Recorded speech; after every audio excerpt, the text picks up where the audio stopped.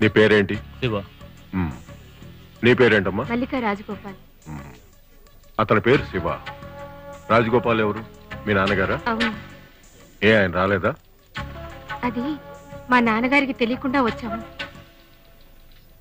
ఈ దొంగ పెళ్లికి సహాయం చేయడానికి ఇంతమంది వచ్చారు. ఎంత డబ్బు తీసుకున్నారు? డబ్బు తీసుకోవడం ఏంటి? మా ప్రేమ పవిత్రమైంది. మమ్మల్ని ఇద్దరిని ఒకటి చేయడానికి వాళ్ళు ప్రాణాలు కూడా ఇస్తారు. అదంతా మీకు ఎందుకు సార్? సంతకం పెట్టి పెళ్లి చేసేయండి సార్. 10:30 తర్వాత దుర్ముహూర్తం వస్తుంది. దుర్ముహూర్తం 10:30 కాదు. ఈ పిల్ల ఎప్పుడు ఇల్లు వదిలిపెట్టి వచ్చిందో అప్పుడే వచ్చింది. నేను నీతో కొంచెం పర్సనల్ గా మాట్లాడాలి.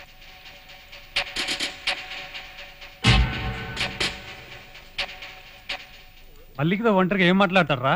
ఏవైనా మాట్లాడే. 2 సంవత్సరాలు ప్రేమించుకున్నాం. కన్నవాళ్ళనే కాదని వచ్చేసింది. ఈయన చెబితే వింటుందా? సారా అమ్మాయితో మాట్లాడుతున్నారు. ఎలాగో ప్రాబ్లం అవుతుంది. పోలీసులు ఫోన్ చేద్దాం. ఏ ధైర్యంతో ఇల్లు వదిలొచ్చావు? కట్టుబట్టలతో వచ్చే నేను కాపాడుతానని చెప్పాడు. మరి నగలన్నీ అర్థం చేయించాడా? లేదు, నాన్నగారు నా పెళ్లి కోసం చేయించిన నగలు సరివి. కన్న తండ్రి అక్కర్లేదు, కానీ ఆయన చేయించిన నగలు కావాలి, అంతేనా? సరే, అది వదిలే. మిస్టర్ శివ ఏం ఉద్యోగం చేస్తున్నాడు? ఉద్యోగం వెతుక్కుంటున్నాడు. ఏంటమ్మా ఇది? కట్టుకున్న దాన్ని పోషించలేని వాడిని నమ్మి కన్నవాళ్లనే వదిలేసి వచ్చావే. ఎంతో పవిత్రమైన ఉద్యోగం చేస్తున్నాన్న సంతోషంతో నేను ఇక్కడికి వచ్చాను. వచ్చిన తర్వాత తెలిసింది 3 పెళ్లిళ్ళు దొంగ పెళ్లిళ్లేనని. ఎవ్వరూ సవ్యంగా ఉండలేదు. ఎంతో మంది అమ్మాయిల జీవితాలు నాశనం అయ్యాయి. కొందరు బెచ్చవెత్తుకోవటం కూడా నా కళ్ళారా చూశాను. అప్పుడు నిర్ణయించుకున్నాను, ఈ పాపానికి నేను కారణం కాకూడదని. 1-2 పెళ్లిళ్ళు పెద్దల సమక్షంలో జరుగుతాయి. అవి సవ్యంగానే ఉంటాయి. అది చూస్తున్నప్పుడు నాకు సంతోషం కలుగుతుంది.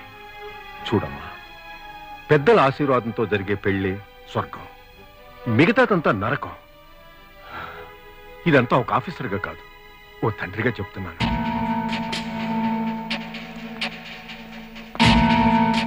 సార్, నన్ను ఇప్పుడు ఏం చేయమంటారు?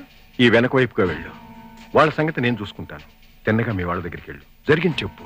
వాళ్ళు ఒప్పుకుంటే నేనే ఈ పెళ్లి జరిపిస్తాను. లేదా వాళ్ళు చూసిన అబ్బాయిని పెళ్లి చేసుకుని సంతోషంగా ఉండు. గోపాల్ సార్, అమ్మాయిని జాగ్రత్తగా తీసుకెళ్ళు. చివరి నిమిషంలో నా కళ్ళు తెరిపించారు. చాలా థ్యాంక్స్ సార్. మల్లికేష్ సార్. జ్ఞానోదయం అయింది, వెళ్ళిపోయింది. జ్ఞానోదయమా? ఇక్కడ ఏమన్నా బోధి వృక్షం ఉందా? వెళ్ళేటప్పుడు వచ్చిన జ్ఞానం వచ్చేటప్పుడు లేదా? కాదు, నా మాటలు బాగా తలకెక్కే. ఈ పాటికి ఇంటికి కూడా చేరుంటుంది. ఇక మీరు వెళ్ళొచ్చు. 2 సంవత్సరాలు ట్రూగా లవ్ చేసి ఆ అమ్మాయిని పెళ్లి చేసుకోవడానికి ఇక్కడ తీసుకొచ్చాను. మీకు ఆటగా ఉందా? ఏంటయ్యా ట్రూ లవ్? ఏంటి ట్రూ లవ్? నీ గురించి 2 ముక్కలు చెప్పగానే తిరిగి చూడకుండా వెళ్ళిపోయింది. ఇదిగో చూడు, ఇంకా ఇక్కడే ఉంటే ఒక అమ్మాయిని పెళ్లి చేసుకోవడానికి బలవంతంగా తీసుకొచ్చారని పోలీస్ కంప్లైంట్ ఇస్తాను. వెళ్ళండి ఇక్కడి నుంచి. ఇతనికి ఇదే పని అయిపోయిందిరా. ఇలాగే పోయిన వారు సుబ్బారావు పెళ్లి కూడా అనుకుంటాడు. ఇతన్ని ఊరికే వదిలి కొడతారా? ఏంటి వాగుతున్నావు? నేను అందరు లాంటి వాడిని కాదు.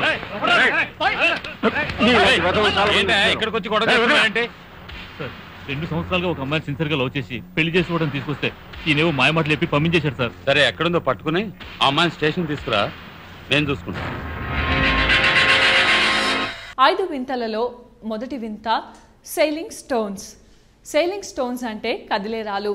ఇది వినటానికి కాస్త కొత్తగా అనిపించినా నిజంగా కదిలే రాళ్ళు ఉన్నాయి. కాలిఫోర్నియాలోని డెత్ వ్యాలీ అనే లోయలో కదిలే రాళ్ళు ఉన్నాయి. అసలు ఈ ప్రాంతంలో రాళ్ళు నిజంగానే కదులుతాయంట. ఎంతోమంది ఎన్నోసార్లు ఇక్కడ పరిశోధనలు చేశారు. అసలు అవి ఎందుకు కదులుతున్నాయి? ఆ రాళ్లకు ప్రాణం ఉందా, లేకపోతే భూమి యొక్క ఆకర్షణ శక్తి వల్ల ఆ రాళ్ళు అలా